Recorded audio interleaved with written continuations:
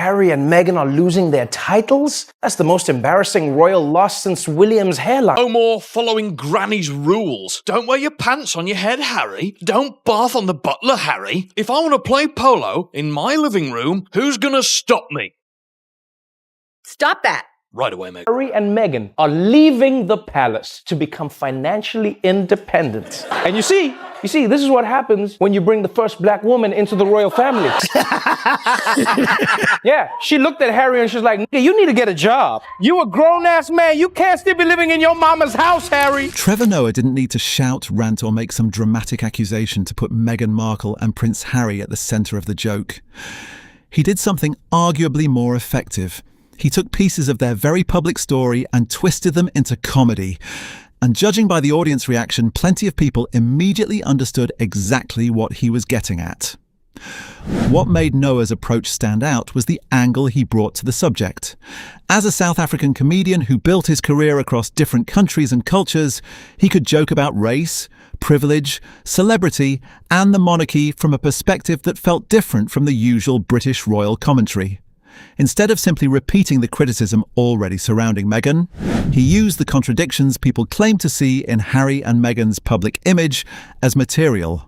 Queen has announced that Harry and Meghan can no longer describe themselves as royal. And I won't lie, if I was Harry and Meghan, I'll be like, fine, then we'll be known as royale. I do have to admit this, right? I always find it weird when people introduce a new baby. Because if you think about it, there's such a big contrast between the end product and how it was made. The result of our sweaty night of just raw dogging, #blessed. That distinction matters because Meghan's relationship with the British press had already become extremely complicated.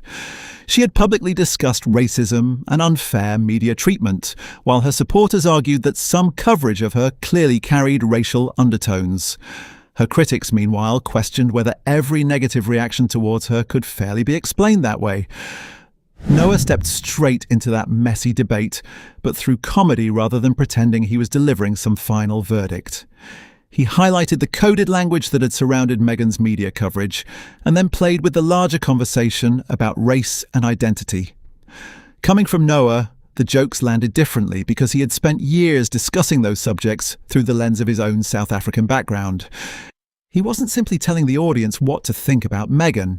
He was taking the narratives surrounding her and turning them around until the contradictions became the joke. Then Harry got pulled directly into the comedy. Instead of presenting their relationship as the polished modern royal love story people had once seen on magazine covers, Noah leaned into a much less glamorous image. Funny is that no matter what job Prince Harry gets, you realize he's still going to be Prince Harry, right? Can you imagine being his boss when he screws up? Like, what do you call him in and say, "Prince Harry, get in here, your majesty. You blew the Henderson account, my lord. Clean out your desk and may God save the Queen." Harry became the prince trying to figure out his next move outside royal life, while Meghan was framed as the Hollywood operator who knew exactly how to work a room. One of the most memorable jokes centered on Harry supposedly trying to help Meghan land voiceover work. That idea had some real-world context behind it.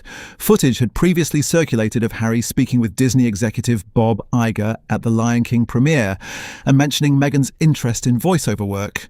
Noah took that already awkward celebrity moment and pushed it further for comedic effect. The big question is, if Harry and Meghan come to America, where are they going to live? Everyone wants to know. I think they'll move to LA because Meghan is an actor, and then she's going to want to work again, and then Harry can just join the cast of Real Housewives of Beverly Hills. Yeah, just be like fighting on TV. "I know what you said about me, Denise. Say it to my face." That was where the roast really started biting. The joke worked because it flipped the couple's image completely. Instead of Harry and Meghan appearing as two people escaping royal restrictions to build an independent life, Noah's comedy presented them as celebrities navigating Hollywood connections and searching for opportunities like everyone else. Whether viewers thought that characterization was fair or exaggerated, the contrast was hard to miss. And Noah wasn't presenting a documentary or claiming he could prove what Meghan privately wanted. This was satire built around public appearances, media narratives, and the couple's highly visible transition away from royal duties. But comedy can sometimes shape perception faster than a serious interview ever could. That's why the audience laughter mattered. James Corden is a 12-time Emmy winner and the host of The Late Late Show. He's also living proof that a man can move from London to LA and not tell everyone about his frostbitten peanut. The room appeared to recognise the references immediately, and Noah barely needed to explain them. Harry's uncertain post-royal identity, Meghan's Hollywood background, their media deals, and their enormous public profile were already familiar pieces of the story.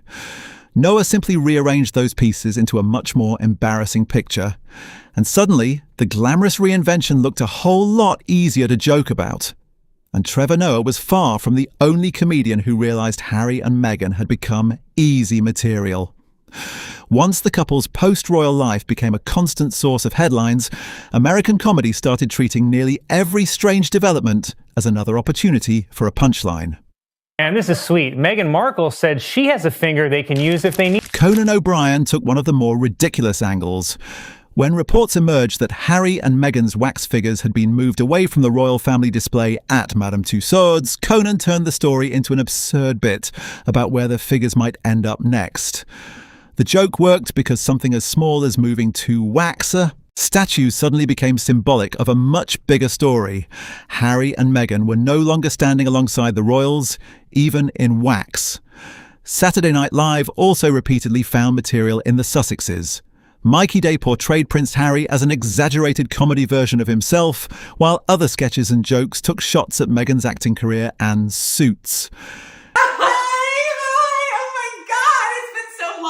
Meghan Markle. I mean this sincerely, Prince Harry and Meghan, we don't give America don't give a about you. Watch the Harry and Meghan Netflix documentary. Before I watched it, I was not a fan of theirs. I fucking hate them. Instead of seriously debating the couple's decisions, SNL reduced pieces of their public image to quick jokes that audiences could recognize instantly.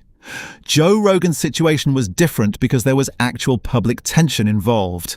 Harry had previously criticized misinformation connected to Rogan's platform, and Rogan later discussed Harry on his podcast. Rather than delivering a carefully written late-night monologue, Rogan approached it through his usual conversational style, joking about the strange reality of having a British prince publicly criticize him. I mean, she used to be on Deal or No infiltrated? Deal. Look, she was on Deal or No Deal. Yeah, that's right. And then the wife convinces you to leave the royal family. Like, I'm out. I don't need you guys. Which is crazy, because don't you just get free money? That pattern became increasingly important. Meghan and Harry weren't simply appearing in serious royal coverage anymore. Their names could show up in monologues, podcasts, sketches, cartoons, and viral clips. And comedians didn't need much setup because audiences already knew the basic story. But the roasting wasn't limited to traditional American late-night television. Nikki Glaser played with the contrast between Meghan's former Hollywood career and the extraordinary life she entered after marrying Harry, imagining a completely different version of events where Meghan remained in the entertainment industry, chasing acting opportunities. You know what that means. That's LA. She wants to be famous. She found the guy to make her the most famous in the world, and now she's over there and she's like, if she didn't marry him, she would be on The Bachelor this season. She would be Megan M. from Sherman Oaks barista. She's just got Simon Brodkin also targeted the couple's Netflix documentary, boiling the highly publicized project down into a deliberately cynical joke about celebrity and self-promotion. Andrew Schultz brought his own aggressive style into conversations surrounding Harry and Meghan as well. His comedy is built around blunt reactions and pushing jokes further than traditional television hosts normally would, so there was little attempt to treat royal status as something untouchable. Animated satire went even further. The prince created deliberately exaggerated versions of Harry and Meghan, portraying their move away from royal life through the most cynical interpretation possible. Meghan was caricatured as intensely focused on fame and career opportunities, while Harry was depicted as confused and struggling to function outside the protected royal world. Obviously, those characters were fictional satire, not reliable descriptions of the real people. The f*** is going on with Harry? How dare you? I'll say whatever I want. You're in my house now. You want a piece of me? I will f*** you up, girlie. The focus is starting to shift off of me. Careful, Harry. I spilled some essential oils on the floor. Hey, it's the husband formerly known as Prince. Any luck getting a job?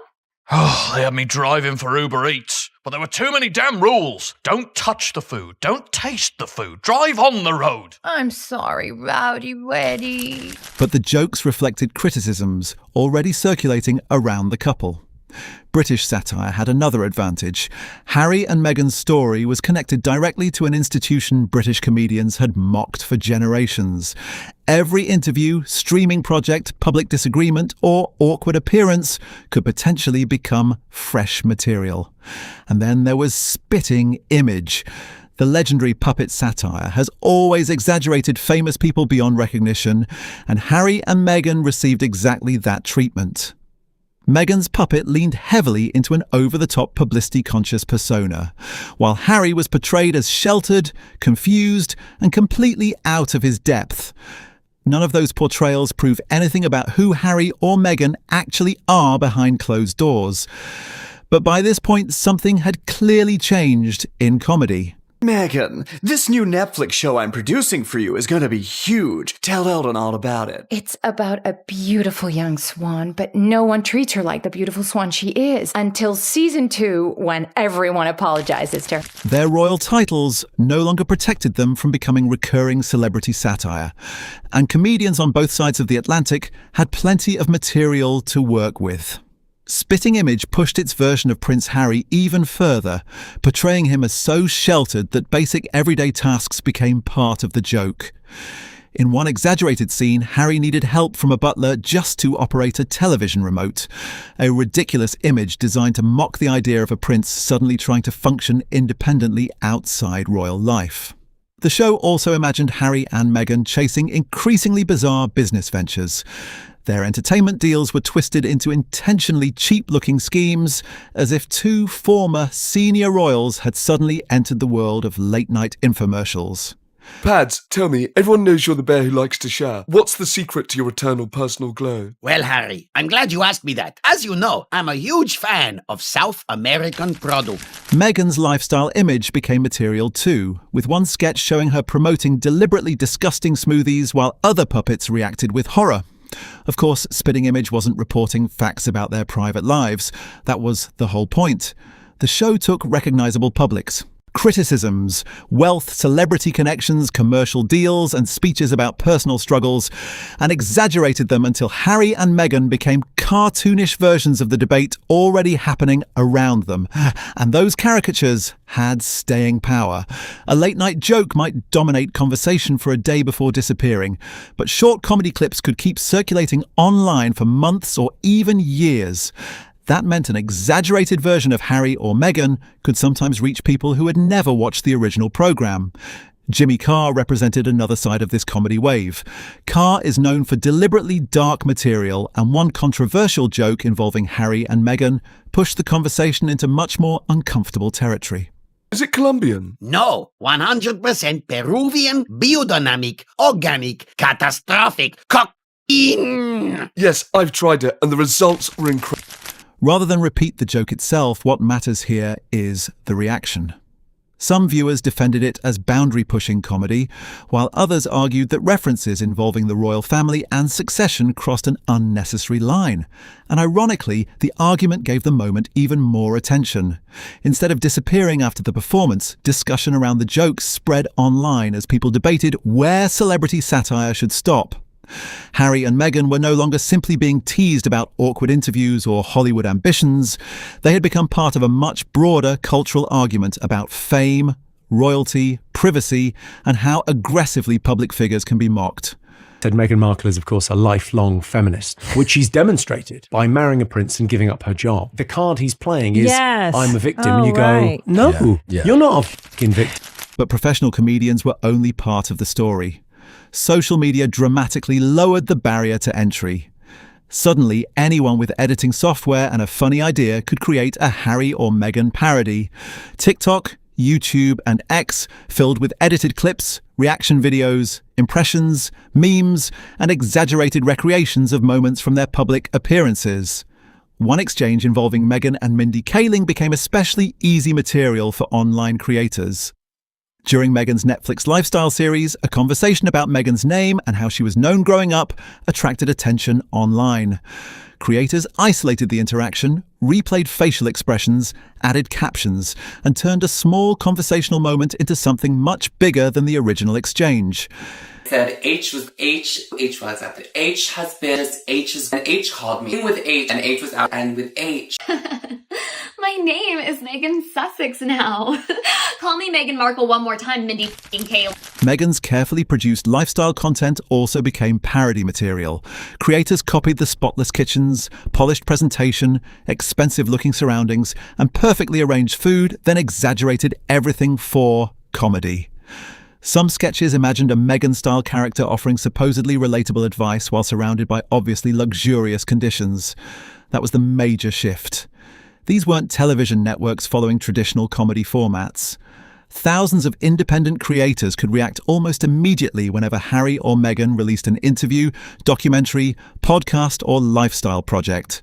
And not every viral interpretation was necessarily fair or accurate.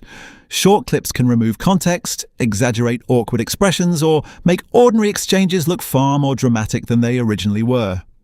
That people do with pineapple, instead of just cutting it to make the perfect little bite, you follow the wedge. When nature has given you all the cues on how to have a perfect taste of something. Oh, how fun is that? I love it. I like working hard. This woman is being paid millions of dollars to show how to cut into a pineapple. Still, once Harry and Meghan became recognizable meme characters, controlling how every new appearance would be interpreted became practically impossible. One interview could produce dozens of jokes, one awkward exchange could generate hundreds of edits, and one polished lifestyle moment could become parody material before the original clip had even finished circulating. But underneath all those jokes, memes, sketches, and viral edits was a bigger reason Harry and Meghan had become such reliable comedy material. It wasn't necessarily because audiences agreed with every criticism thrown at them.